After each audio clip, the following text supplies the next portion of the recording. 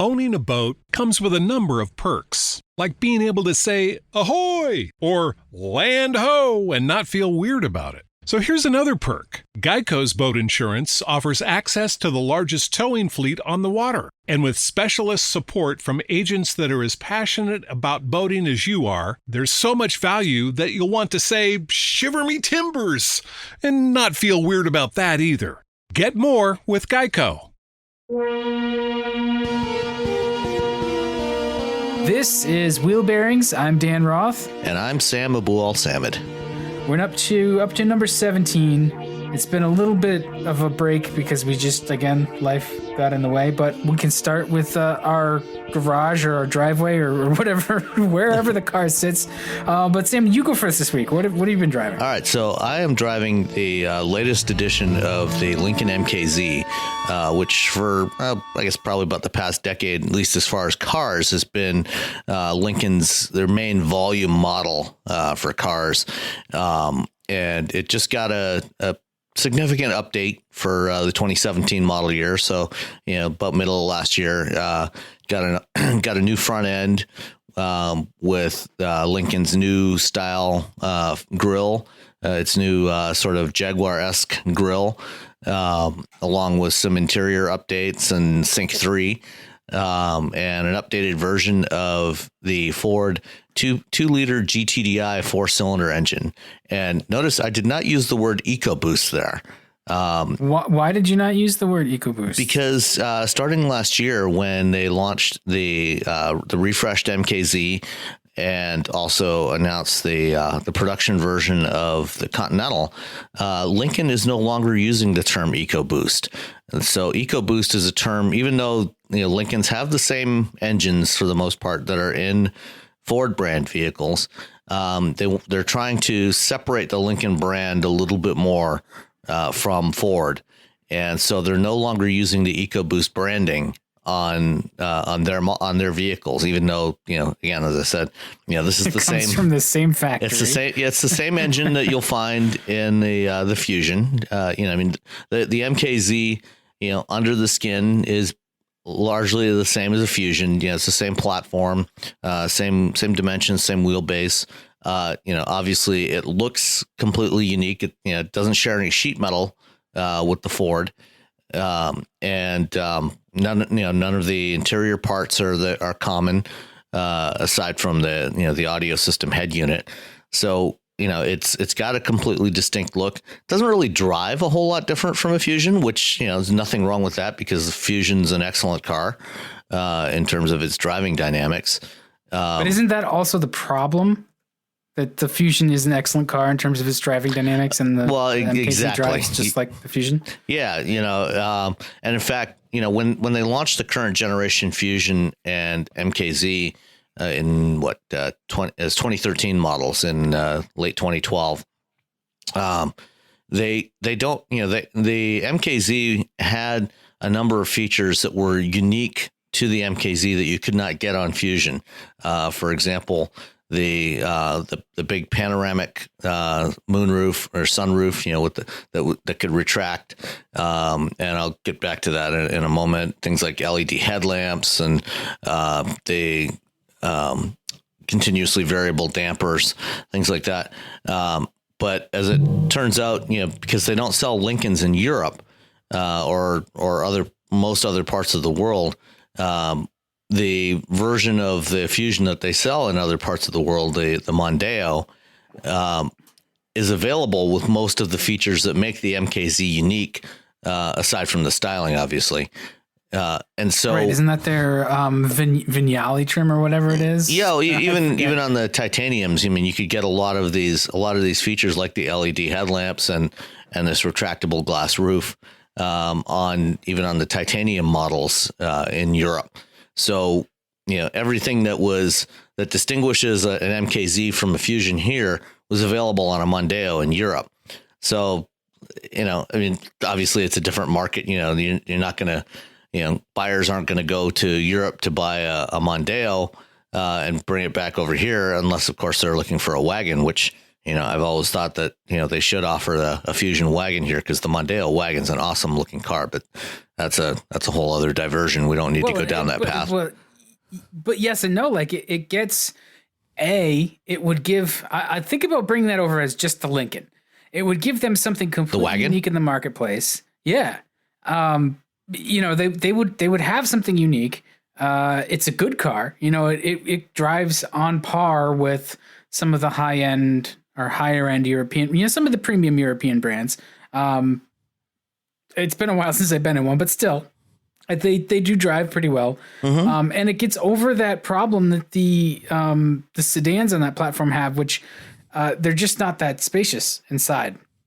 The wagon is actually useful, but I mean, that's not where the money is right now. Obviously the money is in crossovers. Honda tried that with the Acura, the previous generation TSX. They brought over the Accord wagon, because the TSX was the car they sold here as the TSX was the European Accord wagon, or was the European Accord, and they offered it as a wagon version. And, they brought that over here, at the behest of all the automotive journalists that like to drive station wagons. And we bought some. And we bought some. I mean, I know, one of my former coworkers, Marcia Pund, who's the wife of Dan Pund of Car and Driver, she drove a TSX wagon, lovely car, and the Punds and, a handful of other automotive journalists bought those things, and pretty much nobody else, which is why there is no wagon version of the TLX now. That, when they replaced the TSX with the TLX, they did not bring along a new wagon to go with it. For some insane reason, Americans just have this absolute aversion to station wagons, and I just don't understand it. A couple of weeks ago, I was driving the Kia Optima hybrid, which again, like the Fusion and, many other modern midsize sedans, is, it's a lovely car. But in Europe, you can buy the Optima as a wagon, and it's a fabulous looking car. And, it has all the same, wonderful qualities of the sedan, but with that whole extra, cargo room in the back, so that when you need to haul some bigger stuff, you can just fold down those seats, and you've got this spacious area in the back for things that are bigger than an IKEA flat pack. Yeah. I mean, even if you don't fold the seats down, the thing is with the roofline of the modern sort of in this modern sedan idiom with that real stretched out roofline and small trunk lid, you've got a trunk in the size class of the MKZ. It's probably 15 cubic feet. Yeah, it's about that. And that brings me, you can't get at it. That brings me to one of the other complaints. One of the main complaints I have about this MKZ, since they launched the current generation MKZ in 2013, one of the main distinguishing features it's had is this retractable glass roof, which, for those familiar with the Porsche 911 Targas of the latter half of the 90s and early 2000s, that was made by a company called Webasto. Those Targas, rather than having a removable roof panel like the original 911 Targas, it had this sliding glass roof panel that would go out and over the back of the rear glass. The system on the MKZ is made by the same company, the same supplier, and it's a very similar design. And while it gives you this nice big opening in the roof for nice sunny days, it also means that you have some pretty massively wide C-pillars, because they have to build in the rails for this huge chunk of glass to slide back over the back. And when you do open it up, because it's pretty heavily tinted, it makes it quite difficult to see out the back, even more so because, with that sloping rear glass, you've got a fairly narrow, vertically narrow window to start with. And then when you have this dark tinted piece of roof glass sliding over top of it, it makes it even harder to see out of. And the wide pillars make visibility over your shoulders much more problematic than in the standard MKZ or in the Fusion. So visibility is really not that great out of this thing with that if you get that sliding roof. Well, and it's not even great in the Fusion or without that roof either. That's a car that when Ford did this to their lineup, they did it to the Taurus too. They took these sedans, their bread and butter sedans, and they made them less useful, they took utility away at the altar of styling, which I get. They certainly. Well, I mean, they are by no means the only. I mean, almost everyone has gone down this path in the sedan. Everybody's gone towards this coupe-like profile for their sedans. Nobody does a real 3-box sedan anymore, except for maybe Honda with the Accord and Volkswagen with the Passat. Most other sedans in that segment have this sort of sloping coupe-like profile now. That's inspired by the original Mercedes CLS. And I mean, I get it, but the Accord and the Passat still they do one thing very well, and that's they're easy to drive and operate. They don't have huge blind spots. They have large trunks and cargo areas that are easy to get to. Like, those are the practical considerations. You got to live with that car every day. I remember being so in love with the original Fusion just because it was such a I guess a basically good design. It had some cost cutting issues just because of the time that it came out and that kind of stuff. But it was a really solid 3-box mainstream sedan. It's still a handsome looking car even now. I mean, my younger kid drives a 2008 Fusion, and it's still a good solid car. Drives well. It always had good driving dynamics, and the current generation one is even better. And, I would say, the visibility out of the Fusion is, while it's probably not as good as that first generation Fusion, it's definitely better than the MKZ with the sliding roof. So what else about the MKZ though? Do you feel that nose, the Continental nose, works successfully on that, or does it? Because to me, it looks like two different cars sort of coming and going. Yeah, call me crazy, but I was not one of the people that was totally turned off by the bow wave grille, the split wing grille design, which was inspired by the 1930s era Lincoln Zephyr. I just didn't. I didn't think. I thought I thought the execution of the lights was too narrow. I guess maybe the light the light clusters were maybe a little on the small side on that, but I think it worked with the rest of the design of that 2013 MKZ. I think it was well integrated into that shape. And it definitely made the car stand out. Yeah, I mean, and I definitely agree that it does now look kind of like two different cars. I mean, whenever I see one coming, I immediately think, oh, there's a new Continental.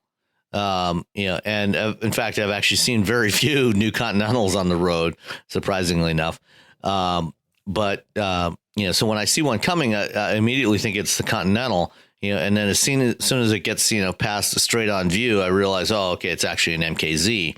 And it, I guess it doesn't, it doesn't totally fit with the rest of the car. It looks fine, it looks good, but it's just, it doesn't seem to be congruous with the rest of the shape of that car, because that, the rest of the MKZ's got some, fairly sharp lines and creases, which I think, it's a handsome looking car. And it drives well. The one I've got has all wheel drive in addition to the 240 horsepower, 2-liter, turbo. So, they do now offer a version with a twin turbo 3-liter V6 with was it? Do they have the 3-liter in the MKZ, or is that only in the Continental? 3-liter is the 2.7. No, actually, it's a 3-liter. It's a 3-liter because they put the 3-liter in there to distinguish it from the Fusion Sport, because the Fusion Sport is available with the 2.7, and only the Lincoln gets the 3-liter version. And that's close to 400 horsepower. I was gonna say, either way, like that 2.7 is no slouch. It's a punchy engine. Yeah, I mean it's codenamed the Nano V6, and it's a fabulous engine in every application they've put it in. From the Fusion and the Edge to the F-150. You would think a 2.7 liter engine in F-150 would be crazy, but it actually works really well in there because like the turbo direct injected engines, it's got lots of low end torque. But the 2-liter, this is an updated version of the 2-liter. The original 2-liter had different cylinder heads, so they revised the cylinder head and put a twin scroll turbocharger on this. So it's actually got a little more responsive than the original version, a little bit less turbo lag. Same power. Twin scroll, you're right, but twin scroll is one of those terms that gets thrown around, and I feel like people don't understand what it means. So twin scroll, basically it separates the exhaust pulses so that there's a steady stream of pulses going to the turbo. There's sort of two different paths. Right. So with a single scroll turbo, basically you have one tube, on the turbine side of the turbocharger, you have one inlet that comes around and it curls around the turbine wheel.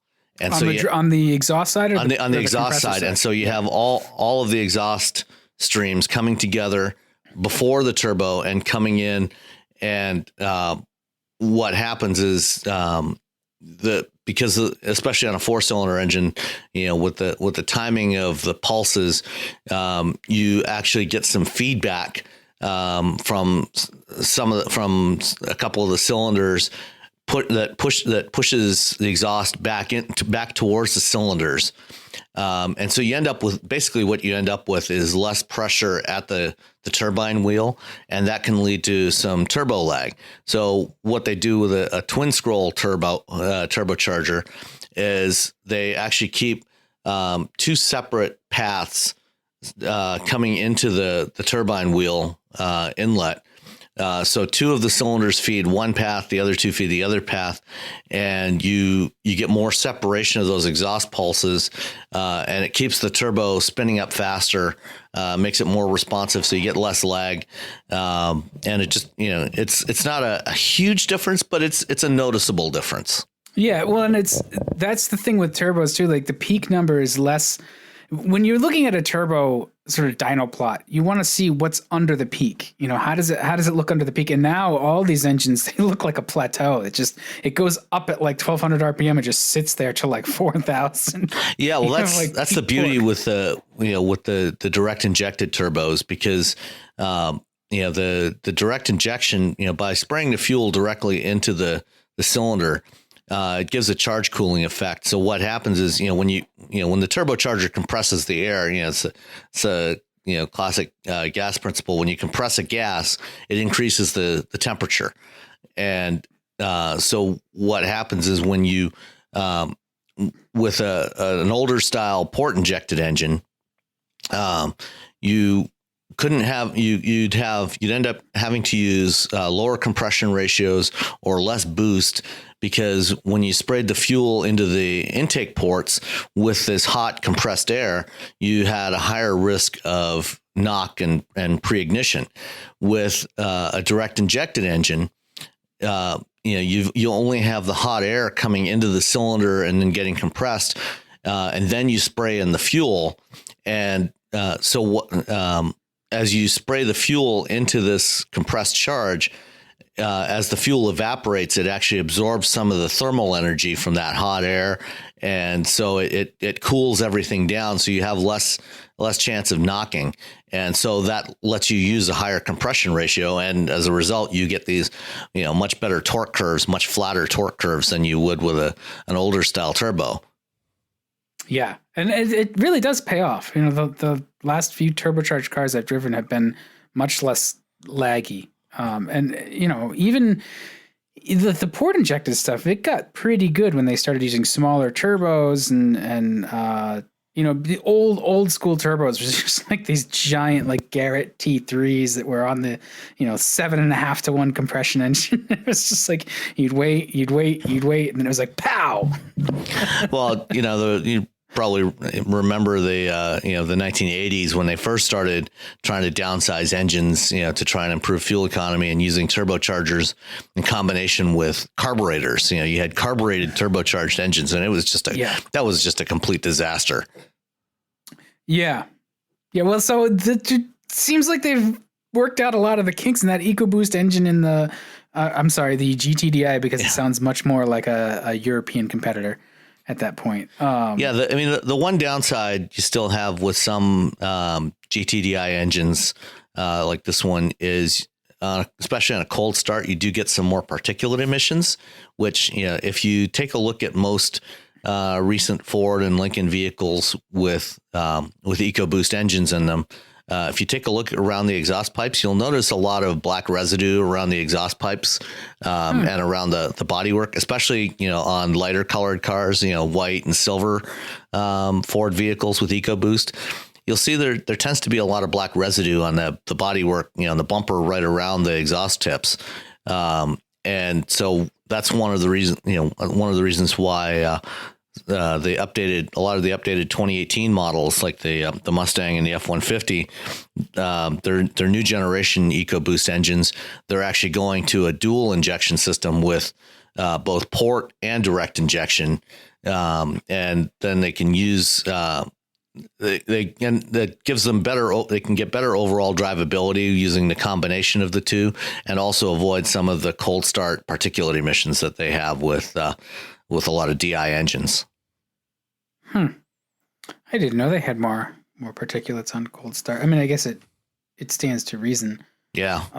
And the up for I think from 2018, they're starting to phase in Tier 3 emission standards, and the Tier 3 emission standards have tighter particulate requirements, and so automakers are looking at two different solutions. That one is this dual injection system, which Ford is using, and the other approach is to lobby the president.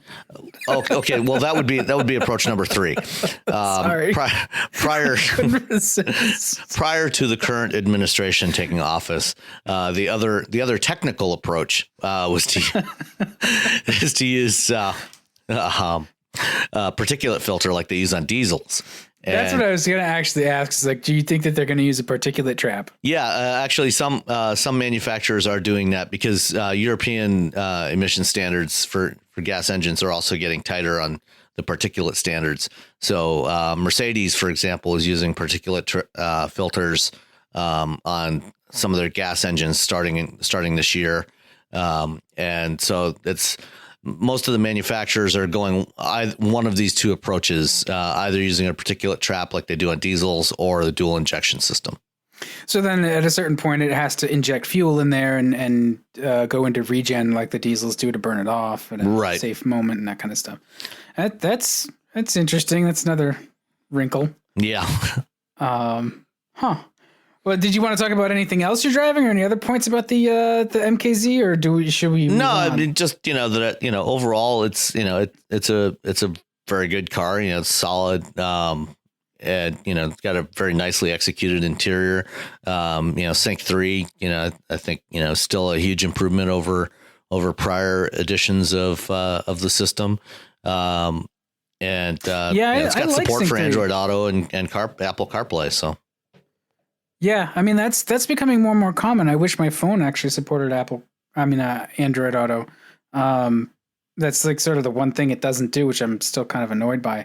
But I'm seeing more and more cars when I pair it, they say, "Oh, do you want to use Android Auto with this?" And I try. I'm like, "Yes, I would." And then I'm like, "Yeah, your phone's sad trombone."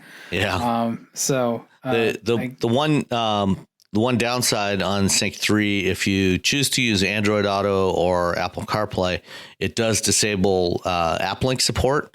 So you have to choose between one or the other. So with App Link, you do get you get to control some of the apps directly through the sync interface and using voice controls as well as the touch controls. So certain apps like Glimpse, I don't know if you use Glimpse at all, but I find it a very handy app sometimes if I'm running late and I want to let my wife know, where I am when I'm going to be home. I can send her a glimpse and she'll get pinged on her phone and she can see on the map where I am. And what time, what my ETA is going to be.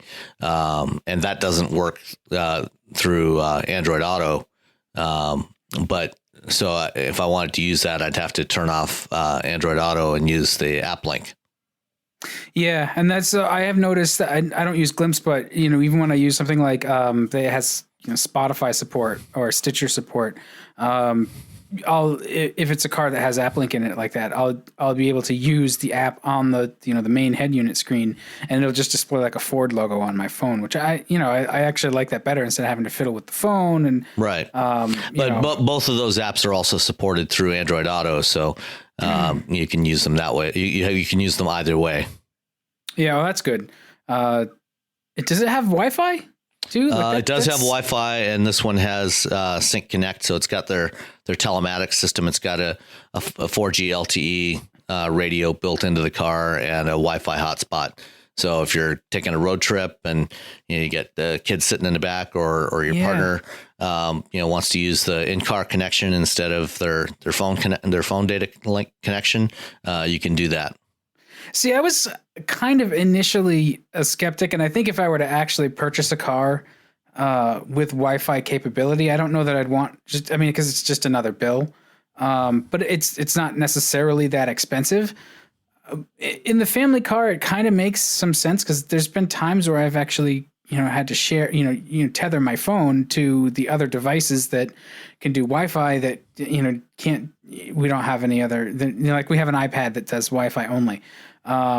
And the amount of peace that keeps when I tether it to my phone and suck up my data connection on a trip is so it's worthwhile. It may be worth it. Absolutely. I mean, if the kids, want to watch some Netflix or some YouTube or, just stream their own music in the back seat, if they don't have a phone with a data plan of their own and they're using an iPod Touch or an iPad or even just an older phone that you don't have activated on an account, they can just connect to the Wi-Fi and stream that way using the car's data connection. Yeah, so all that stuff is. I know we complain about tech sometimes, but I think that's a good one to have. Is the Wi-Fi. Absolutely. I could have used that when my kids were little. Yeah. Instead it was endless courses of Wheels on the Bus and see how many license plates from different states you can find, right? Yeah. That one doesn't work. No, not anymore. I try. All right. What about you? What are you driving? Well, I finished up a week with the Challenger GT. I had it for a week. I think I had just gotten it the day we did the last podcast. And, I was thinking as I drove it, like that is a car that I would actually spend my own cash on. Not because I'm some sort of old school muscle car purist, because there's certainly some of that to that car. But I do like the way it looks. I really like the way it drives. It's quiet. It's, comfortable and relaxed. It's roomy enough for it's more than roomy enough for most of the way I use it. But it's not as tight as a Mustang or a Camaro. So it's useful if you want to have a life as well. And it just, it's a good big coupe. It was great in the crappy weather. I don't think that a rear wheel drive one would be really any worse, but the all wheel drive certainly offers a lot of confidence. And the V6 has plenty of power with the 8-speed automatic. It's a nice car, and it was equipped well. It was about $38,000 because it had the GT interior pack, which includes it's basically SRT seats. But I could spend a lot of miles in that car and be pretty satisfied. It just drove really well. It was very well equipped for the money, I think. That's another, every now and then I get one of those cars that I can't really complain about. The worst I can say about it is that it's a little heavy. So it's a little bit thirsty, depending on what you're doing with it. But on the highway, it gets like 24 something miles to the gallon. So it's not terrible. Yeah. The Pentastar V6 is a great engine. Just shy of 300 horsepower in that application. I think it's about 290. I think it's 305. Oh, is it 305 in that one? Okay. Yeah. Yeah. It varies, somewhere between 290 and 305, depending on which torque vehicle doesn't it's in. generally move. Yeah. The torque generally stays about the same, but it's a very good engine. Yeah. But, like you said, one of the nice things about the Challenger, yes, it's bigger and heavier than a Camaro or a Mustang, but, if you've got kids that, younger kids that are big enough that they're not, that you don't have to strap them into a booster seat, but, small enough, that they can get in there on their own, it's still a reasonably practical car. Certainly much more so than a Camaro or a Mustang. And they're, I think in the back seat there, they're not going to feel as claustrophobic as they would in the other cars. Yeah, it's definitely like the back seat is not that big. It's several inches shorter than a Charger, and you definitely feel that. Right, but it's still compared to the Mustang and Camaro, it's vastly more useful. Yes, and interior materials and just overall fit and finish, I continue to think is very good. Since Chrysler went through that that refresh. I want to say it was back in 2010 or 11. Yeah, I think it's 2011 or something. Like it was a big upgrade. Yeah, after their bankruptcy, they basically revamped the entire lineup. Even though most of the vehicles were carried over, they at least went through and put new interiors on practically everything. And it still holds up well. Yeah, I was thinking about this. This is a 10-year-old car, roughly. Maybe definitely, it was at in least development 10 years ago. Yeah. Really it's solid to just drive. It's certainly in terms of like measuring up to the rest of the competition. There are reasons why the other cars are better, but I think, the fact that it's bigger and heavier than something like a Mustang or a Camaro actually works in its favor. It makes it different enough that, yes, it can chase them on performance with some of the V8 models, but those cars are just they're in a different level at this point. In terms of performance, the Challenger is going to have a hard time keeping up with the Mustang or the Camaro, depending on how they're equipped. But it's still a good time, and I like what it does. It definitely, every trip happens in 1971, and that's okay. But they replaced that. Well, actually, it's a hell of a lot more sophisticated car than a 1971 Challenger. From the outside, it still looks a lot like a 71 Challenger, but it's a pretty sophisticated car. Even a decade old, it's still a fairly modern architecture. Well, and they've kept up with it too. That's been the impressive thing, is that Chrysler is making the most with what they've got. 'Cause right now we're seeing a lot of the focus sort of shifted to developing something like the Giulia, which in a couple of weeks from what you were saying. So that'll be exciting. But they've still had to fill in the cars that they do have to sell while they're developing other stuff. I can't knock it. It's definitely not the flexy, loose fit actual 71 Challenger. It does a really good job with four-wheel drum brakes. Yeah, it does a really good job of being evocative, and I think that's pretty much the best you could hope for. Is it gives you a lot of that flavor with sort of none of the bad aftertaste. That's true. But they replaced it with an Audi A4. Prestige S-Line with the 2.0T. Holy crap. What a fantastic car. That's probably the top car I've driven in a long time. I am just so impressed with the A4. It does everything well. It has very quiet competence, which I think is where it gets knocked a bit, is that it feels a little dispassionate, or it can feel a little bit dispassionate. But it's more than a pile of parts. There's a life in there. There's a little bit of a sort of electricity that just hums through the car. It rides very well. Design. It's a design study, really. Just the interior and exterior. Rather smitten with the Audi. Yeah, I mean, I had one of those back in November, and I was equally impressed with it. One of the things that I recall that I really liked about the interior, Audi, like its German competitors, uses a central control knob. They've got their MMI system that they call.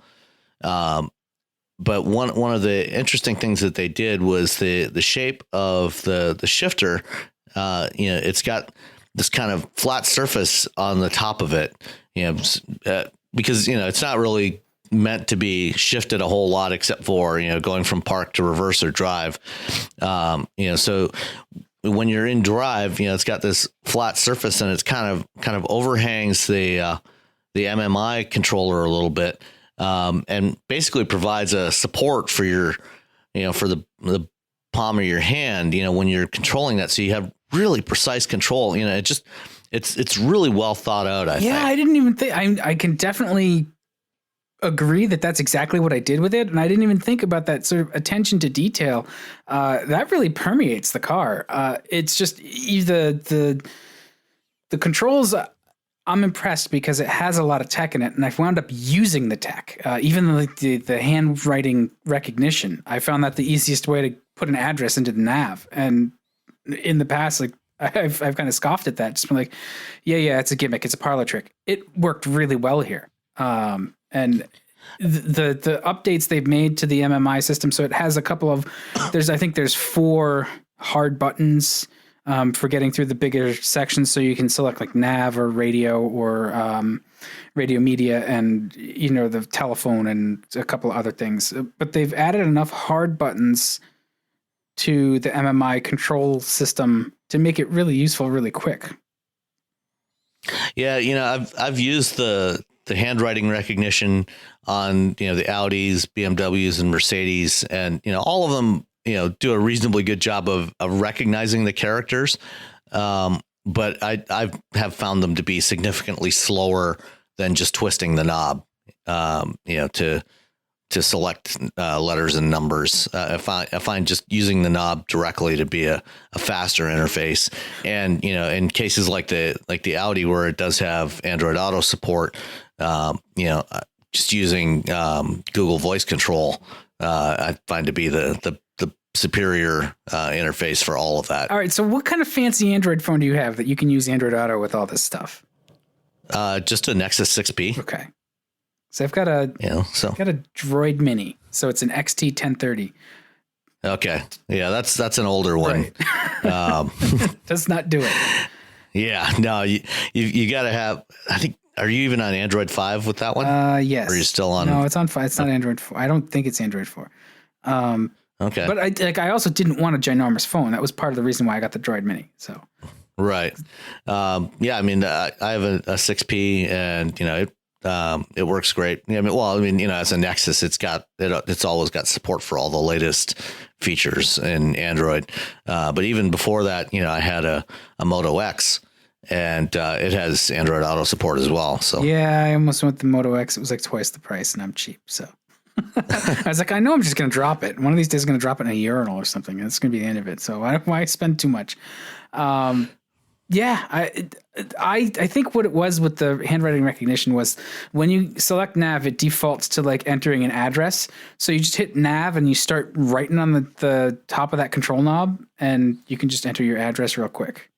There's just very little thinking to do with that. So I was impressed, and then I was more impressed with just how well it drove. It has that real solid blend of ride and handling, and it's one of those things. It's very quiet. It's definitely a car that accommodates all of your life. And I guess the one thing I would knock about it is it could be a little larger, but then you go, well, there's the A6.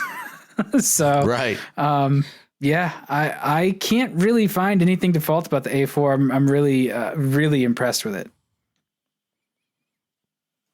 Yeah, no, it's a wonderful car, and like you say, it's got that classic German, button down, perfectly stable, at any speed, especially at higher speeds. It feels like it was bred for cruising down the Autobahn at 140, 150 miles an hour. It sure was. Yeah, because you look down and you're like, holy crap, I'm going that fast. It will creep up on you if you're not careful. Yeah, absolutely. Yeah. So if we're gonna put one up on the sort of our own personal leaderboard, yeah, that's up there this year. That one's gonna be hard to beat, I think. We should move on to topics. Sure. Because we've spent a long time talking about the garage, which has been fun.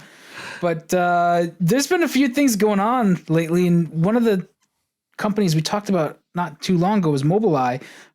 They just got bought by Intel. Yeah, interesting deal there. Mobileye over the last year, they've well, first of all, Mobileye, for those that aren't familiar with the company, they are definitely the industry leader in vision systems for driver assist. So, most of the cars out there that have lane keeping, lane departure systems are using Mobileye vision systems to actually detect the road in front of the vehicle and, look for those lane markers and let you know when you're drifting out of the lane. And they supply, something like 19 different automakers with their parts. And, the vast majority of the stuff that's out on the road today with lane keeping systems are using Mobileye's technology. And then, probably the other two main suppliers of that technology right now are Hitachi, who supply the stereo vision system that's used by Subaru for their eyesight system, and Autoleave, who also do a stereo vision system that they sell to Mercedes and I think a couple of other automakers.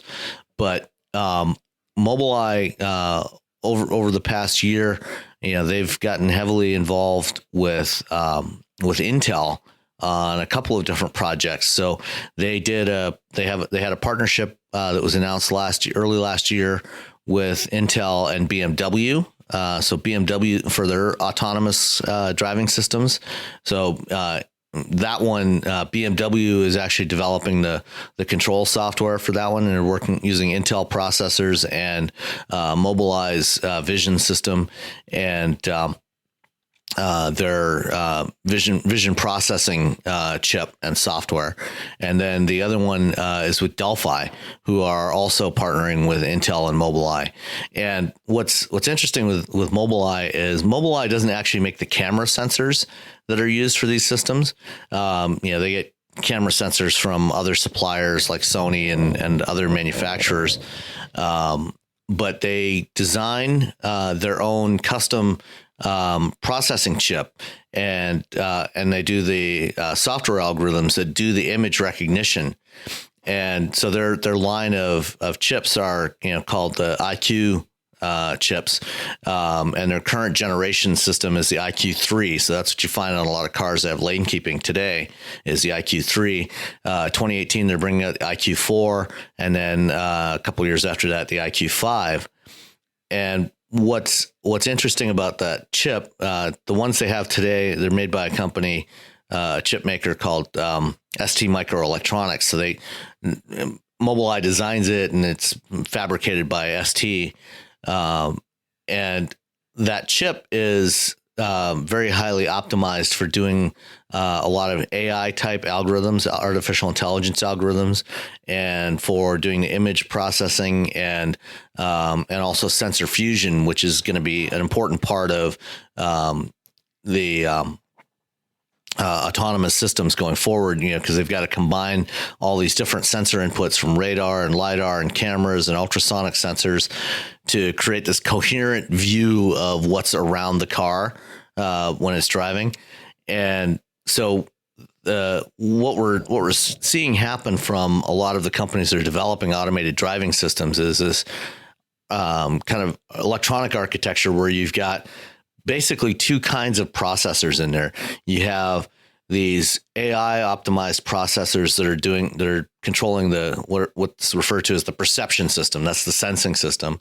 And then a more general purpose type, CPU, more like a traditional computer processor that does the more deterministic control, that actually, figures out, okay, here's the path I want to take, and actually controls the actuators in the car, the brakes and the steering and the acceleration to make it stop and go and steer. And so that's what these partnerships with BMW and Delphi, Mobileye has the perception part of it, the perception processor, and Intel has the conventional CPU, the general purpose CPU, and they're combining those into these electronic control units, the brain that drives these vehicles.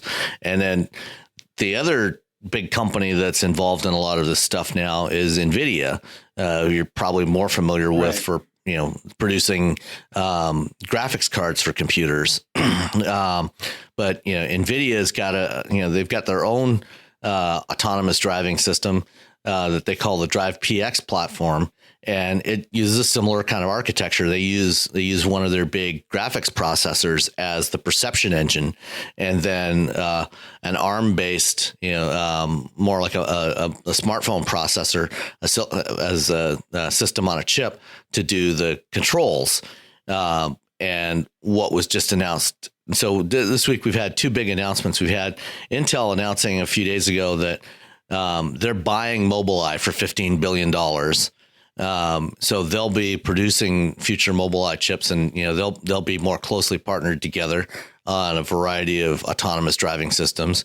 And then NVIDIA and Bosch announced today that Bosch is going to be producing autonomous control units based on NVIDIA's newest processor, which is called Xavier, which actually combines their latest generation graphics processor, their GPU, and an ARM system on a chip in a single package, in a single die. So you've got just one big chip that does all of this stuff together, and that's going to help them get lower power. NVIDIA claims that this thing is down to just 10 watts of power, which is remarkably low considering the kind of workload these things are going to have.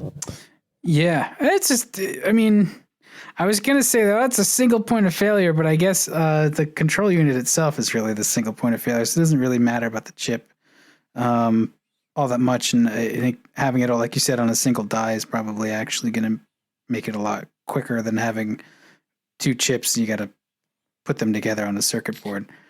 I think, what we'll probably see, on some of the production systems, we'll probably actually see systems that have either two of these chips, running in parallel, so that they can cross check against each other, or more likely, what we'll have is, you'll have one of these NVIDIA Xavier processors in the Bosch control unit, or the Intel Mobileye stuff, as your primary computer that drives all this stuff. And then a second different, something with different chips in it, that's a secondary system that is getting the same sensor inputs, and running, perhaps a slightly different version or different implementation of the software, with the same sensor inputs that'll be used to cross-check the primary one, and make sure that it comes to the same kind of decision points. Yeah, so who do you think is going to win in this? Intel and Mobileye certainly have obvious. I don't like the word, but they have an obvious synergy. And looking at it from a more overall business perspective, I think it's actually Intel looking around for a survival strategy. And NVIDIA is big, like you said. Qualcomm is a pretty big player as well. They're the other big player in this stuff. So, and Intel, Intel's getting its ass kicked in a lot of other ways. They may still be the leading processor manufacturer for desktops and laptops. Like I'm recording this right now in a Core i7 machine, but they don't do well in markets or in segments that have really been taken over by ARM processors. So that's tablets and smartphones, and with everything shifting mobile, I feel like they're looking around going, well, what do we do next? Yeah, well, Intel's been struggling the last few years. As you said, they're still the dominant player, in desktop and laptop machines, and also in servers. But even that's changing. And they tried, a few years ago, they tried to build mobile processors based on their x86 architecture, which is the descendant of the original IBM PC chip, the 8086. And it failed. Their mobile strategy failed miserably. Basically, almost nobody wanted to use their chips. They're not as power efficient as the ARM chips. There's even rumors that that a lot of more traditional style PCs are going to shift towards ARM processors as those processors continue to get more and more powerful. They can emulate a lot of the x86 instructions. So you can run Windows and Mac software on those ARM chips. Everybody uses virtually everyone in the world uses ARM chips for mobile devices. Phones, tablets. Everything else. And so Intel's been looking for new markets. So that's why they've been looking at the automotive space. They've been pushing a new chip design that they have that's, it's based on the x86 architecture. But it combines features of their server chips and their mobile, their laptop chips, that are more power efficient. And the idea is, using the server architecture, today, a lot of cars today have as many as, 70 to 100 individual electronic control units, individual computers, driving various aspects of the car. And that adds a lot of weight, a lot of complexity. And so, everybody's looking at how can we start to consolidate this down and get it down to fewer ECUs. And so what Intel's been pitching is, using their chips to do virtualization of all these discrete ECUs. So they've got that capability with their chips, and so that's what they're doing, with these systems for autonomous vehicles. Is they're going to do the work of multiple discrete ECUs on a single chip going forward. Yeah, and there's a lot of that going on across the internet with data infrastructure too. So it's not that it's necessarily a bad idea either. Virtualization is, we run a lot of servers at my company, with sort of virtual instances of machines rather than actually like going out and buying yet another server, so it has legs. And I think that there was also talk about when the deal was announced, one of the guys from Gartner, his name's Mike Ramsey. I know Mike, he's a friend of mine. So he was saying that Intel's paying a big premium, and they're playing catch up as well. So basically they're costing themselves money and they're behind the eight ball. That may be true, but I think it's kind of probably worth it. They could have blown way more money trying to launch an all new competitor, just to have it fail, regardless of it, it could have even been superior, but you're back to sort of beta versus VHS. The superior tech doesn't always win. So I think it's a pretty safe bet. And if you're Intel, you're going, where's our next real stream of business coming from? And there's a lot of chips that get put into cars. And yeah, I mean, in terms of absolute volumes, it's certainly less than mobile devices. You sell a billion smartphones a year, versus 100 to 110 million cars a year. But in terms of the power of what's used in the cars, increasingly going forward, and and the value, there's certainly a lot of revenue potential if they can get a significant chunk of the automotive market. Yeah, what I was going to say too, certainly the cost of the chips for the automotive applications are going to be higher than the cost of the chips for the mobile applications when you're selling a phone for $600 versus a car for $25,000. So, right. Yeah, that's an interesting development. Who do you think is going to win, though? Do you think it's going to be, NVIDIA or Intel? Or I don't know that there's going to be, a single winner. I think that, I think it's big good enough. It's a big enough space that there's room for multiple winners in there. I think, NVIDIA is certainly going to grab a big chunk of the market. I think, Intel and Mobileye are going to grab a big chunk of the market, both through BMW and through Delphi, and I would suspect probably at least a couple of other companies. And then, Qualcomm, having purchased NXP, NXP already has a big chunk of the automotive marketplace. They supply a lot of chips for a lot of different applications in automotive. So between them and Qualcomm, I think that they will also grab a decent chunk of the market as well. So I think there's plenty of space for all of those players. Well, we'll keep an eye on that for sure. I mean, actually, they'll keep an eye on us. We're going to be worse and worse drivers. So yeah, there's a few other things going on too. We can move on to these sights and sounds of Geneva, which is kind of a lot of it's going to be repeated at New York from what we were talking about before the show. Yeah, a lot of the stuff that was introduced in Geneva, there's a bunch of world introductions there, and we'll see a lot of those same vehicles in a few weeks at the New York show, making their North American introductions. There was a lot of very flashy stuff, which is typical of Geneva. Yeah, Geneva is a place where you find a lot of supercars introduced, because in Europe, it's Switzerland, so it's neutral ground, but because they don't really have a native auto industry there, a lot of the companies go to Geneva, to show off their high end stuff. Huh. It was definitely there. I mean, there's the new Roof Yellowbird, which was, I think as I say, Roof or RUF. Either way, looks like a classic 911, completely not a classic 911. I was astounded by that, and I kind of focused on the more plebeian stuff. So I was interested. You mean the stuff that you might actually someday possibly have a chance of being able to afford? Yeah, kind of. Everybody knows my thing for the Mitsubishi Galant, which is not actually a thing, but I was curious to see what they did with the Eclipse Cross.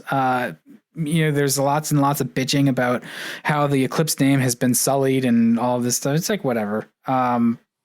Mitsubishi sullied that name a long time ago. And I'm just curious to just see how they go about continuing that brand. Cause it's sort of like an arm of Nissan at this point, Nissan Renault. So yeah, this new compact crossover that they're calling the Eclipse Cross, obviously was, designed and developed, before Nissan stepped in and took a controlling interest, or rather the Renault Nissan alliance. I'm not sure exactly which company owns what stake, but they're part of the alliance with Renault and Nissan now. It's fine. My main interest is just to see, how new and different it is, because they're desperately in need of moving all their stuff off of that Project Global platform that it's on, that the Outlander and the Outlander Sport are based on, and then because everything they have, and it's another case of like doing the best with what you've got, but it's really old, and it feels really old. Yeah. And you would think that if they're going to make a play to make a compact crossover, that's it's a natural place to go, and you're going to have to knock it out of the park because the competition is really tough. I'm not sure how well they actually knock it out of the park. It's it's a Mitsubishi. It looks pretty good, and all their stuff to this day still looks pretty good, but it's kind of a thin veneer, especially when you're competing with Honda and Toyota and Ford and Hyundai, Kia. There's a lot of just a lot of heat in that segment. Well, and especially in that small crossover segment, there's a lot of strong competitors there, and more coming all the time. Nissan's about to launch the Rogue Sport, which is based on the European market Qashqai, and there's the Honda HR-V, the Chevy Trax, and many the Toyota CHR. Is going to be launching in the next few weeks. So there's a lot of strong competitors there, and it's going to be tough for Mitsubishi to gain any real headway there. Well, but we'll see. None of those competitors can you get fully loaded for 0 down, 0 APR, and no payments for 12 months or whatever. Well, we don't know that you'll be able to get an Eclipse Cross for that kind of pricing either, but not yet anyway. Give it a couple of months after the launch before you get down there. I don't want to belabor the point with Geneva, but I the weird stuff and the like pie in the sky. I saw the Lucid Air Premier Edition stuff. Like, does anybody care anymore about these ridiculously expensive high-end electric cars? I don't care anymore. Well, actually, Lucid they actually just announced their pricing today, and they're actually going to have their entry-level version of the Air is going to start at $60,000 or $52,500. Right, and it comes down after the tax incentive. Yeah. Right. So but basically $60,000, which is a little bit less than the cheapest Model S. And looks, they haven't said what the battery size is, but, based on a 240 mile range, I think we can reasonably assume that that's a 60 kilowatt hour battery. So, I think it's, the Air is a great looking car. And, if you can get one, it'll be a while before you can get one of those more affordable ones, as usual, they'll start shipping just the high end ones, and then eventually, go a little more affordable with the smaller battery versions and the less equipped versions. I have a high-end electric car on Wii. I mean, wake me up when somebody makes one for $25,000 that goes 350 miles and seats 5. Yeah, it's probably still a few more years before we get to those. Probably about 2019 or 20 before we hit those. That's an attainable goal. That's not that far away.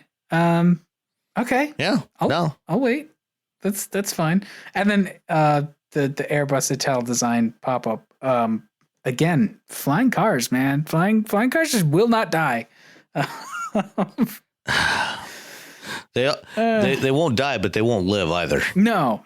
I mean, up here we've got Terrafugia or however you say it, up in Massachusetts. I mean, that's been a story for again like 10 years, and it's neat. At least, and it's viable-ish. But yeah, I heavily on the ish. I do not. I would love a flying car, but I don't want to share the skies. I have to share the roads, and that's bad enough. Yeah, and with drones, I think drones are actually going to kill the whole flying car thing anyway. Just like you can't have every Tom, Dick, and Harry flying their vehicle around when you've got drones for Amazon. Amazon's going to own that space.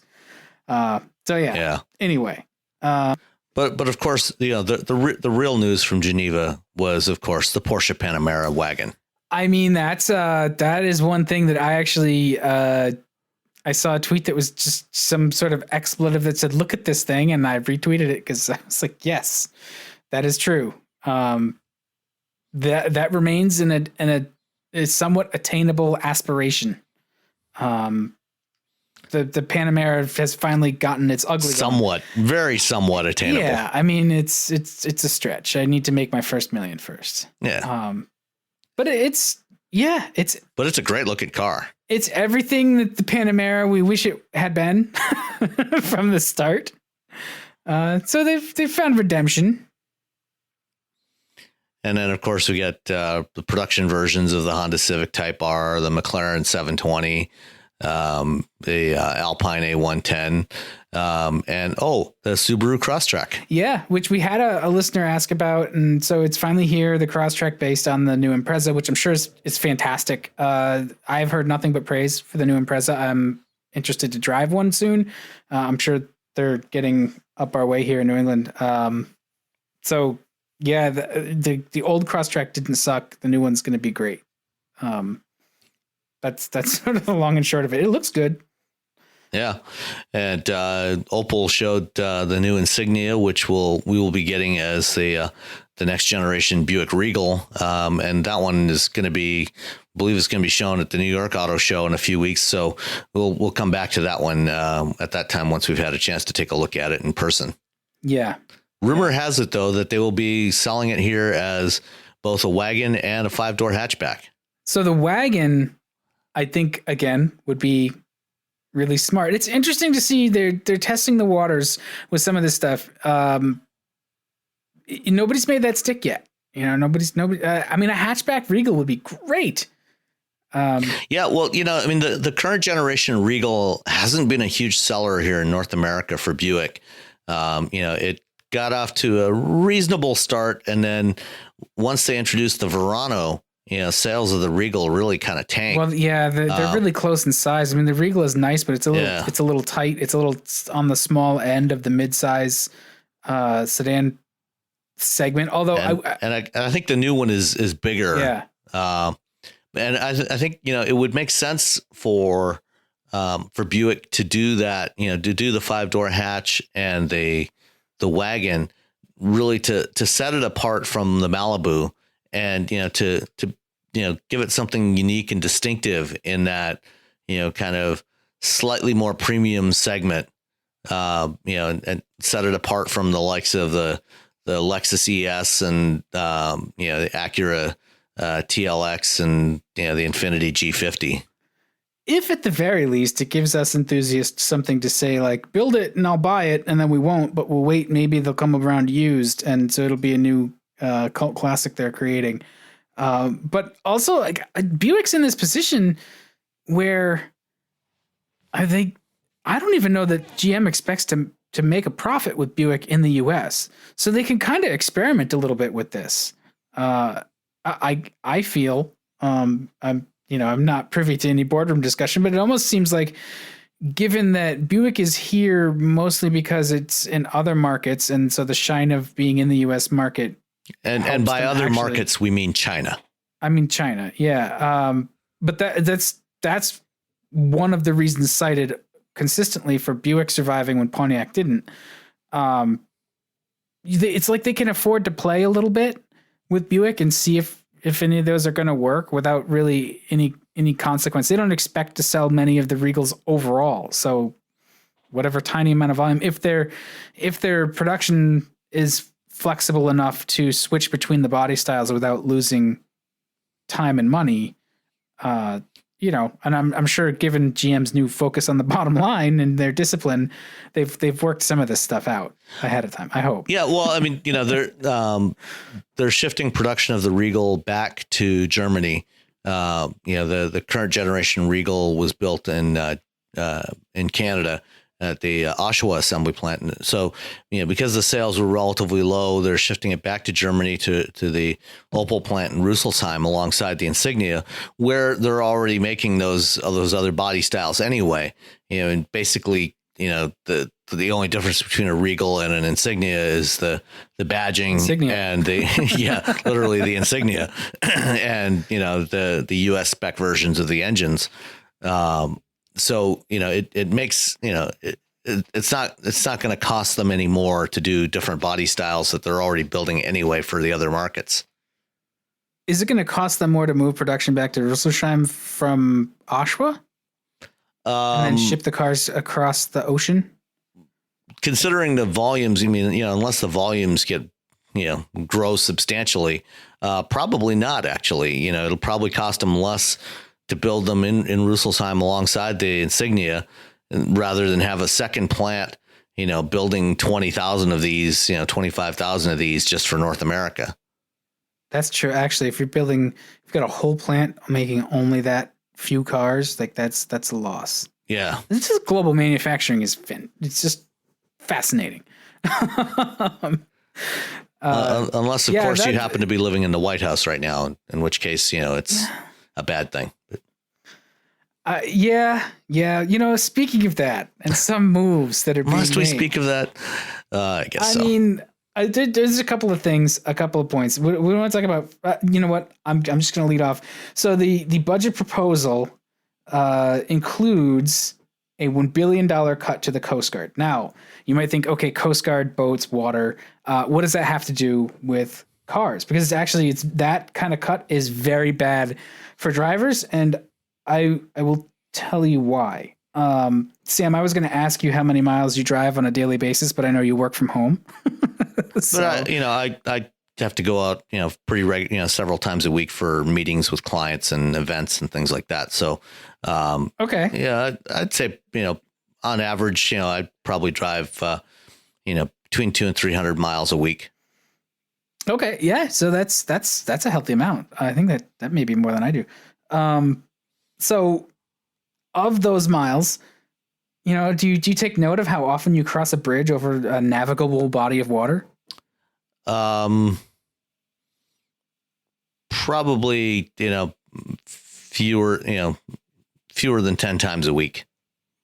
Wow. And by navigable, I mean, like crossing the Huron River, which can be navigated by canoe or kayak. Right. Okay. So I mean, maybe you'll be okay. Where I am here in Southeast Michigan, there aren't a whole lot of navigable body. I mean, there's navigable bodies of water, but not ones that I cross on it in a car on any regular basis. Most of my crossings of those bodies of water are in aircraft. Oh yeah. Well, that's a different federal agency. We're not talking about right now. So out here, I go across, there's a few more rivers, and generally they kind of lead to the ports. Either way, those bridges are under Coast Guard oversight. Even though the cars go over them, they cross the bodies of water where the boats need to go. The boats, you can stop a car, you can't stop boats. Anyway, so cutting, and the Coast Guard only has a $9 billion budget. So if you cut $1 billion out of that $9 billion budget, you're really hurting that agency. And so when you say they're under Coast Guard oversight, what does that mean? Is the Coast Guard responsible for maintaining those bridges, or? I don't know. I had a conversation a few years ago with somebody from the Coast Guard about this, because it's been an issue for a long time, but generally they're very concerned about the condition of the bridges, because it impacts both certainly road traffic, but also it has a significant impact on their activities related to, commerce and national security and all the other things that the Coast Guard does. Sure. I mean, you don't want bridges collapsing into those bodies of water that they're responsible for. Right. Which happens, like on I-35, out where that's not exactly where you are, but it's, that's the biggest one I can think of recently. It's not a good scene to cut. I mean, $9 billion, and they're going to take $1 billion away and give it to Department of Homeland Security to boost that budget to like $43 billion. So it's basically a rounding error. It's going to pay for the wall. Yeah, but okay, the Coast Guard is responsible for intercepting more drug traffic and border crossing traffic than the wall. They're both coasts of the continent, or all coasts of the continent, shall we say. There's a lot of different ways of entering versus just that southern border. So without tiptoeing too far into non-car stuff, I will say that particular part of the budget, while it sounds like it doesn't have anything to do with us in cars, has a ton to do with us in cars, as a matter of fact. So I'm watching that one kind of closely, and I'm actually, because the Coast Guard Academy was in the town I grew up in as well. So I'm kind of just like, I should probably make some phone calls and just be like, hey, you guys. Well, and considering, a lot of cars, come in by boat through various ports, in Baltimore and New York or in New Jersey and Long Beach, and, other places along and Long Beach, so on both the east and west coasts of the country, a lot of cargo comes in through those, including, several million, probably a couple of million cars a year. And if those ports, if anything happens to those ports, if they get blocked off, that restricts a lot of trade, and actually, it's not just cars coming in. A lot of American built vehicles go out through those same ports as well. I mean, just think about the amount of trade. For example,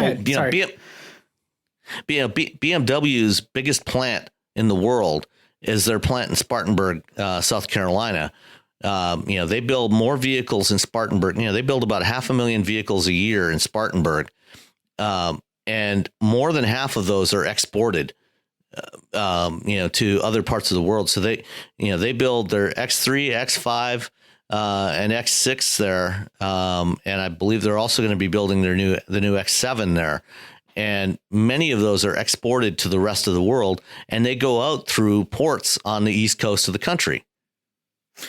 How do they get out of Spartanburg? Do they go on rail first to a port? Yeah, they take them by rail and possibly by truck as well, to the ports and then ship them out. So that's the thing. Like, okay, and I found it. The Coast Guard has jurisdiction over bridges which cross the navigable waters of the United States. Their authority relates to the location, clearances of bridges, bridge permits, construction activities, navigation lights and signals at bridges, and the regulations which govern the operation of drawbridges. Okay. So they have a lot to do with bridges that cross water. Yeah. That are the things that trucks, which drive our heavily retail-based economy, like we're making stuff. We do actually make things in the U.S. and then it gets shipped by truck a lot because there's the last mile problem too. So it'll go on rail if it can get close to its destination because rail is a lot more efficient. But then it's got to go on trucks from unless your Target store has a rail spur, which I haven't seen one. My local one does not have a rail line nearby. So. Right. So it's got to go on trucks, and those trucks carry the stuff to the stores. And yeah, so it's a big deal. Like it's you think Coast Guard, not my thing, but and even inland too. Like think about stuff like the Missouri and the Mississippi River in the middle of the country. Mm-hmm. So those are definitely navigable waters, and I guarantee you, there's a lot of bridges that are structurally deficient. Our infrastructure just got a D+ grade, I believe. And we were that high? I was impressed. It went up a little. But yeah, so there's been talk of reinvestment in the infrastructure, which is just desperately needed because we've basically waited a generation and a half to really pay attention to maintaining the stuff that was built 40 something years ago. Construction really did tail off for quite a while.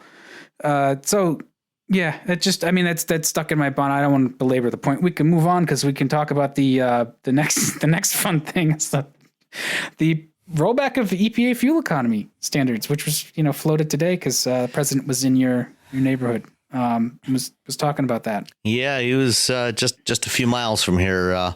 Fortunately, I was somewhere else at the time at a conference on autonomous vehicles.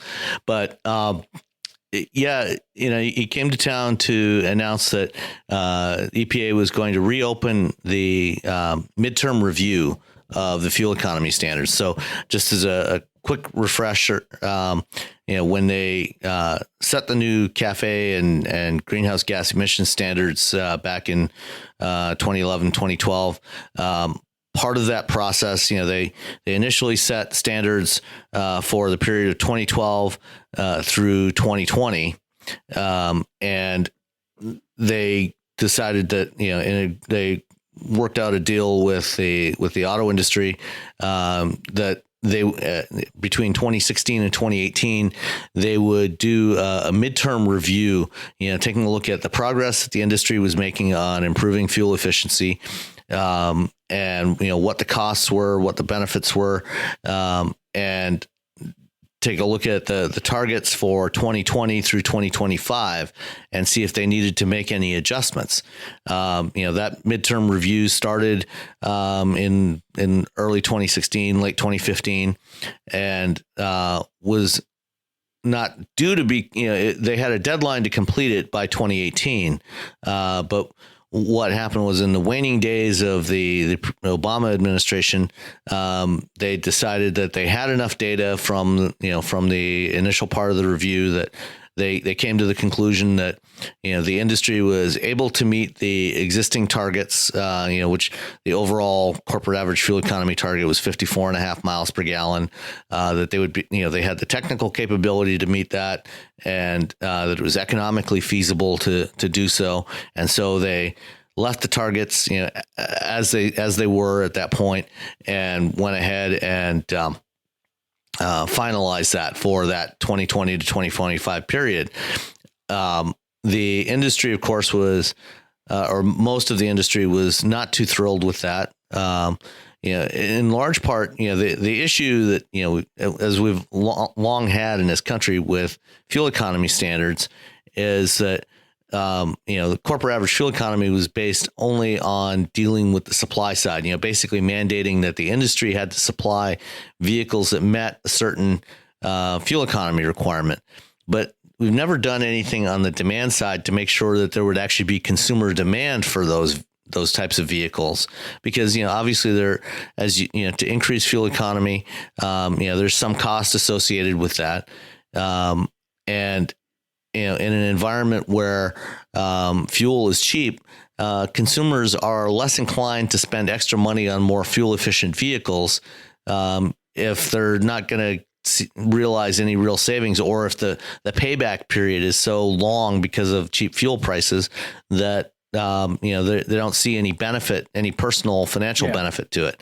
So in the absence of higher fuel taxes to keep the price of fuel up, in a world of cheap oil, which is how the rest of the world, which is how in Europe they drove the demand through taxation. And I understand that in the U.S. we don't necessarily want to become as tax heavy as many European nations. I get that. I don't like to pay taxes any more than the next guy, but making the demand for fuel economy without the demand for fuel economy standards without helping these companies, these private industries, saying you must do this, but you're just going to have to sell them with your charm. It's a little disingenuous. So I can understand why automakers freak out every time this comes up and they say, well, we can't do it. People won't buy it. And it's just not possible. Like, that's nonsense. It's absolutely possible. You've proven time and time again that it is possible. Sometimes the costs increase, and I can understand the business case of not wanting to cut your margins that thin or take a loss for something that's just not going to get bought, but you have to build. I mean, we call them compliance cars, some of the hybrids. So it's kind of a sticky wicket. I get it. But I also don't understand that, it doesn't hurt the jobs argument and stuff like that. It's killing the economy. That's one I just don't get, because you have to employ people to make the cars, clean and efficient, just as well as you have to employ them to make the cars that are, old school and filthy. So and you need more people to make them clean and efficient, like more engineers. And I don't know. It seems to me like it's a little bit of a backward argument. Yeah, no, and I don't disagree. For now, what they've done is they haven't actually made any changes to the targets. What they announced today was that they're going to reopen the midterm review and go back and reevaluate the data. I suspect that, at some point, in the next 6 to 9 months, we'll probably see them make an announcement that, they're probably going to roll back the standards to some degree. They're not going to be able to completely eliminate fuel economy standards without an act of Congress, because, that was mandated under the 2007 energy bill that was enacted under George W. Bush and signed into law by President Bush. So, without that, because that law mandated that they had to have a standard of at least 35 miles per gallon by 2020. So, unless that gets repealed, that's going to be as low as they can go. And I wouldn't be surprised to see them do that, to roll it back to that 35 mile per gallon level, beyond 2020. But, and then the other thing is, I think we've talked about before, is, they could just roll back eliminate the penalties, or, significantly reduce the penalties for missing the targets, so that the targets effectively become voluntary. Yeah, but then what's the incentive? Well, maybe there's different ways to skin a cat too. I don't want to necessarily say like, because of my opinions, I'm completely opposed to any attempt to change this and maybe try a different approach. Well, I think what's going to happen, is by cutting the penalties for not hitting the targets, because, and I think, again, I think we've discussed this, in the past couple of episodes. I think, whatever they do is not ultimately going to have a significant impact on their product development process. They're still going to develop these technologies because they need to do that for global markets anyway, as well as for California. California still has their own standards in place, which, currently are aligned with the federal standards, at least as far as CO2 emissions and fuel economy. So they still have to hit, they still have to supply these vehicles for California. So they're still going to be developing these technologies for both for California as well as for the rest of the, for global markets. What this will do is it will give them the freedom to make some changes in their marketing strategies, so that, if the federal standards are reduced or effectively made voluntary, then that will let them sell, more high margin, SUVs and trucks that get lower fuel economy in other states, so that'll help their bottom line and help offset, the costs of, providing these higher efficiency vehicles and electrified vehicles for California and the other states that follow the California standards. Yeah, I think there's like 8 states or 10 states that follow. We certainly there's nine other, California plus 9 other states, mostly in the Northeast. Yeah. And the other thing that they said today was, for now at least, they have no plans to try to rescind California's waiver that allows the state of California to go, to set standards above and beyond the federal standards. Oh, that's going to be a much longer, more contentious fight. Yeah. And, I think that one, I think the reason why they're not doing anything about that for now is because there's significant potential for that one to really backfire on the federal government if they try to do that. Because if that ends up going to the Supreme Court, which it almost surely will, if that becomes a states' rights case, then I think that there's a strong chance that the Supreme Court could actually rule in California's favor, which is not something that the current administration wants to see happen. So I think they'd rather just leave that one as it is, and not go down that path for now. I mean, it's. The political winds are strange. It's a group of states' rights folks until it's not convenient for them to be states' right folks. And you pick or choose, are you for states' rights? Because at that point, then California is completely justified. We've seen, there's been 50 plus years of this stuff. So this is just the latest wrinkle. This whole thing is far from over. Yeah. So it's another thing to sort of keep an eye on and watch it play out. It's also, I'm curious to see what it does to the model mix, like you're talking about, and then the overall price of vehicles. The market continues to just boom along too. Selling 18 something million cars a year.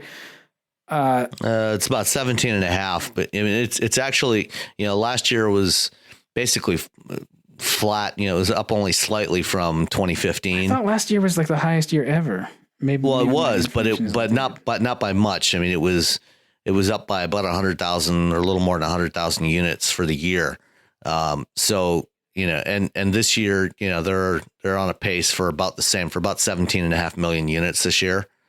Right now. And, I mean, our projections, at Navigant, are, that sales aren't going to go a whole lot more than about 18 million, over the next, 5 to 10 years. It's going to be less than 1% growth, annually for the next decade in the U.S. market. I mean, we're basically looking at a saturated market, and it's not we're not going to hit 20 million anytime soon. I don't think. Yeah, well, if ever. Yeah, there was a lot of pent up demand too. We came off of the 2008 downturn. And I think there's still a little, even though we're into 2017 now, there's still a little bit of hangover from that, where it took people time to work up to being able to purchase a new car and sort other financial things out. So, I mean, I'm concerned about when this ends. The other thing to keep in mind too, a lot of those, that continued growth in sales has become, there's been more subprime loans, which is what got us into trouble a decade ago. And we're also, because the price of vehicles has gone up, we're seeing a lot more longer term loans, which, is concerning to a lot of people in the industry. It's not unusual to get 72-month and even 84-month loans on new cars now. I mean, that's basically like getting a mortgage on a car. Well, and it's also asking for a real downturn in 3-4 years when everybody who sort of needed and wanted a car has one and they're married to it for the next 7 years. Right. I mean, you get the combination of, modern cars being more reliable, more durable, and long-term loans, where, chances are you're going to be underwater for a significant portion of that loan. So, it's we're not likely to see, much of any growth in the market for a long time to come. Well, that's an optimistic thought. So before we leave this subject entirely, we did have one question that came in through Twitter this evening from John that is related to this. And he said, do you think the federal tax credit for purchasing an EV will be around for much longer given the new administration in Congress? I think, I wouldn't be surprised if, as part of, the various changes, if they do eliminate the federal tax credit. Certainly for some manufacturers, it's going to be going away anyway, just because they're, certainly, Tesla and GM are both going to be hitting because the tax credit, is limited to the first 200,000 sales in the U.S. of plug-in vehicles, and both of them are going to be hitting that 200,000 mark probably, sometime in 2018, at which point it gets phased out over the next few quarters after that. And Nissan, probably will be, sometime later in 2018, they'll hit that 200,000 threshold. So, for those three companies, at least, the tax credits are going to be going away probably before Congress does much of anything about it anyway. Other manufacturers are, they're now a lot further away from that 200,000 threshold. So they're more likely to be impacted by elimination of that credit. Well, those vehicles eventually have to stand on their own merit. Anyway, I mean, oh yeah, it does help to certainly spur adoption to have the tax credit. But we all kind of knew it wasn't going to be around forever anyway. Yeah. No, yeah. I mean, it was always meant to be a temporary thing, to jumpstart the market for EVs. And certainly, I think most people, back in 2008, 2009, when they implemented that tax credit, they certainly hoped that it would already be phased out by now, that we would have already sold, a lot more EVs than we have by this point. But of course, at that point, we were also expecting gas to be $4 a gallon, which would have helped spur some of the demand for those vehicles. Go back to my argument that we just need to act like there's another gas crisis. Because Dan, and if there isn't, we need to create that crisis. Dan always has the best ideas. I think it would be dumb to phase it out just out of spite, though. I mean, that's the modern economy. That's new technology from manufacturing. That's everything you say you're wanting. Put your money where your mouth is, and another take would be to actually extend the tax credits, increase the tax credits, invest more in that to spur the development and the adoption of those vehicles. I don't see it happening. Can I move to your parallel universe, Dan? It's a nice place, isn't it? I mean, it's just another. It feels like we're really trying to just like get yanked back to 1964, and I like the music, but I don't know that I want to stay there. So on that cheery note, shall we wrap it up for this evening? Yeah, we didn't talk about Opel and PSA and all that stuff, but. Yeah, they got sold. Yeah, PSA bought Opel for a couple of $1 billion. Yep. For a lot less than Intel paid for Mobileye. Yep, that's kind of crazy. Yeah. Walmart's worth more. Yeah. Cool. Lots of things are worth more than Opel. If they make nice driving cars, though, they sure do. Yeah. We had one more question. I think it was on Facebook. I'm trying to bring it up real quick here because I'm real slow with the Facebook. But in the meantime, you can shoot us an email or drop us a line on the Twitters or actually at Facebook. We are facebook.com/wheelbearings. Stand by, and I will try to bring up the... And while Dan's doing that, I'll remind you that the site is at wheelbearings.media, which you probably already know if you're listening to this. But there's a link there if you want to shoot us email or just send it to wheelbearingscast@gmail.com. You can find us on Twitter at wheelbearingscast minus all but one of the vowels. What else? Let's see. Tell all your friends to listen to the show. You can get us on iTunes, and we appreciate all the positive reviews on iTunes. It's very helpful. You can also find us on TuneIn and Google Play Music, and or just put us in your favorite podcatcher. Yeah, and you know what? We did such a good job wrapping up, and I can't find the question anyway. So we'll call it a night, and we'll answer the question next week. But yeah, thanks everybody. And next week I'll tell you all about driving the Ford Focus RS. Awesome. All right. Good night.